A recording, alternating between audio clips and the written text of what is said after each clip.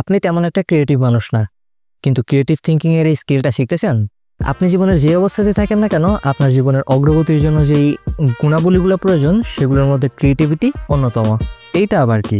Creativity is the use of imagination or original ideas to create something. সহজ ভাষায় বললে creativity হচ্ছে নতুন বা মৌলিক চিন্তাভাবনা কিংবা সমাধান তৈরি করার ক্ষমতা। আমাদের বেশিরভাগের ধারণা ক্রিয়েটিভিটি হয়তো একটা স্পেশাল ট্যালেন্ট যা ভাগ্যবান মানুষরা সাথে নিয়ে জন্ম হয়। যদিও কথাটা তেমন একটা ভুল না, তবে ফ্যাক্ট হলো নতুন ক্রিয়েটিভ আইডিয়া জেনারেট হয় সিম্পল একটা প্রসেসের মাধ্যমে। পুরাতন আইডিয়া নতুনভাবে কম্বাইন করার মাধ্যমে গ্রেট আইডিয়া জেনারেট হয়। ইভেন এই আইডিয়াটাও কিন্তু আমার মাথা থেকে আসেনি, অলরেডি এক্সিস্টিং জিনিস থেকে নতুন কিছু তৈরি করার ব্যাপারটা অনেক আগে থেকেই হয়ে এসেছে। স্টিভ জবস স্মার্টফোনের জগতে রেভলিউশন এনে দিয়েছিলেন। তিনি কিন্তু টাচ স্ক্রিন, ইন্টারনেট অথবা ফোন আবিষ্কার করেননি, জাস্ট এক্সিস্টিং টেকনোলজিকে অবজার্ভ করে নতুন কিছু ক্রিয়েট করেছেন। শেক্সপিয়ার ও পুরাতন গল্প থেকে ইন্সপিরেশন নিয়ে তার লেখা লিখেছেন। আপনার আশেপাশে তাকালে এরকম আরও এক্সাম্পল আপনি পেয়ে যাবেন। কিন্তু প্রশ্ন হচ্ছে আপনি কিভাবে ক্রিয়েটিভ আইডিয়া জেনারেট করবেন। 3টা সিম্পল স্টেপের মাধ্যমে আপনি চাইলে আপনার ক্রিয়েটিভিটি বুস্ট করতে পারেন। Step 1, observe. ব্রেন কিন্তু নিজে থেকে কিছু ক্রিয়েট করে না, সে আশেপাশে থেকে ডাটা কালেক্ট করে এবং সেই ডাটাগুলো প্রসেস করে হয়তো নতুন কোনো কিছু তৈরি করে। ব্যাপারটাকে এআই বা আর্টিফিশিয়াল ইন্টেলিজেন্সের সাথে তুলনা করা যেতে পারে। আপনারা হয়তো জানেন একটা এআই এর কাছে যত বেশি ডাটা থাকে সে তত বেশি পাওয়ারফুল হয় বা স্মার্টলি কাজ করে। আমাদের ব্রেনের ক্ষেত্রেও কিন্তু ব্যাপারটা সেম। আপনি নিশ্চয়ই দেখেছেন আপনি যাদের সাথে চলাফেরা করেন বা বাসায় যেরকম কন্টেন্ট কনজিউম করেন, আপনার মন মানসিকতা বা চিন্তাভাবনা সেরকম হয়ে যায়। সো ক্রিয়েটিভিটি বুস্ট করতে গেলে সঠিক জিনিস কনজিউম করা জরুরি। এই জন্য আপনি আপনার ফিল্ডে যারা ভালো করছে তাদেরকে অবজার্ভ করতে পারেন। ফর এক্সাম্পল, আমি ভিডিও এডিটিং করি।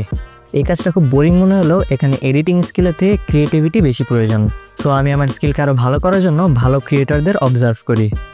শুধুমাত্র যারা ভিডিও এডিটিং বা ফিল্ম মেকিং রিলেটেড ভিডিও তৈরি করে তাদেরকেই না, অন্যান্য যাদের ভিডিওর স্টাইল আমার পছন্দ হয় তাদেরকেও আমি দেখি।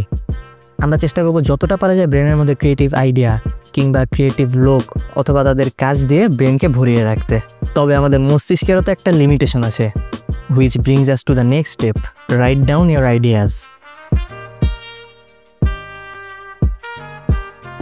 আপনি হয়তো অনেকেই বলতে শুনেছেন একবার লেখা 10 বার পড়ার সমান। আপনার মাথায় থাকা কোনো আইডিয়া যদি আপনি লিখে ফেলেন তাহলে সেই আইডিয়াটা আপনার কাছে আরও ক্লিয়ার হয়ে যাবে। আপনার উচিত প্রতিদিন একটা নির্দিষ্ট সময়ে অন্তত 10 থেকে 15 মিনিট আপনার আইডিয়াগুলো সম্পর্কে লেখা যে কোনো কিছু হতে পারে, তবে চেষ্টা করতে হবে গুছিয়ে লেখার। তাহলে ওই আইডিয়া সম্পর্কে আপনার চিন্তাভাবনা আরও বেশি ক্লিয়ার হয়ে যাবে। এছাড়াও ব্রেনেরও তো একটা ক্যাপাসিটি থাকে। আপনি যতই ক্রিয়েটিভ আইডিয়া জেনারেট করেন না কেন, কিছুদিন পর সেগুলো ভুলে যাওয়া খুবই স্বাভাবিক। এজন্য আপনার আইডিয়াগুলো খাতায় লিখে রাখা ভালো, আর কাগজে কলমে লিখতে না পারলে অন্তত ফোনের নোট অ্যাপে লিখে রাখতে পারেন।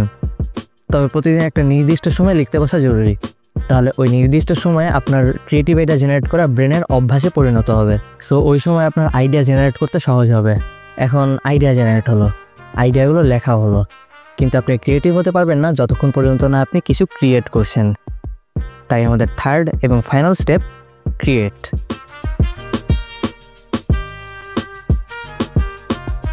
এটা থার্ড স্টেপ হলো, এটা মোস্ট ইম্পর্টেন্ট স্টেপ এবং অবজারভেশনের স্টেপ থেকে এটা করা উচিত। যখন আপনি আপনার ফিল্ডের ব্যক্তি বা কাজ অবজার্ভ করছেন তখন থেকেই আপনার কিছু না কিছু ক্রিয়েট করতে হবে। সেটা যত ছোট পর্যায়ে হোক বা আপনার কাজটা যতই অ্যামেচার লাগুক না কেন, আপনার অবজারভেশন থেকে ইন্সপিরেশন নিয়ে আপনার ক্রিয়েশন শুরু করতে হবে। কিন্তু আপনার অবজার্ভ করার কাজ সেম টু সেম কপি করা যাবে না। আপনার অবজার্ভ করার কাজটাই একটু ইউনিকভাবে কীভাবে করা যায় সেটা চিন্তা করতে হবে। আমি যদি আবার আমার এক্সাম্পল দিই, আমার ফিল্ম মেকিং বা ভিডিও তৈরি করতে ভালো লাগে। তো আমি এই ফিল্ডে যারা ভালো করছে তাদেরকে অবজার্ভ করে ছোটোখাটো ভিডিও তৈরি করা শুরু করি, অ্যান্ড ধীরে ধীরে I am getting better at this. যে কোনো স্কিলের মতোই আপনি ক্রিয়েটিভিটি যত চর্চা করবেন তত আপনার স্কিলটা ভালো হবে।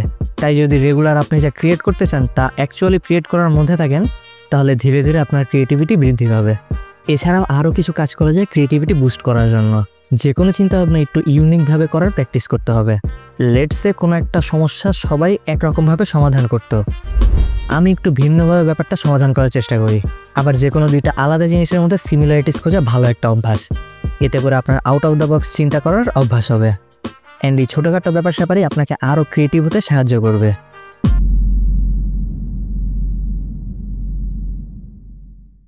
ক্রিয়েটিভিটি এমন একটা গুণ যা ব্যক্তি জীবনের নতুন সম্ভাবনার দ্বার খুলে দেয়, আর এই গুণ চর্চা করে আরও দৃঢ় ও কার্যকর করে তোলা সম্ভব। তাই আমাদের উচিত প্রতিদিন কিছুটা সময় ক্রিয়েটিভ কাজের পিছনে ব্যয় করা এবং আমাদের ভিতরকার সম্ভাবনাগুলো জাগিয়ে তোলা। এই অংশটুকু ChatGPT থেকে মেরে দিয়েছি, বাট দিস ইজ ট্রু। যে কোনো স্কিল চাইলেই অর্জন করা সম্ভব। যারা আপনার থেকে ভালো করছে তারাও ভাত খায়, আপনিও ভাত খান, তাহলে তারা পারলে আপনিও পারবেন। রিমেম্বার, আপনার একমাত্র লিমিটেশন আপনি নিজে। ধন্যবাদ।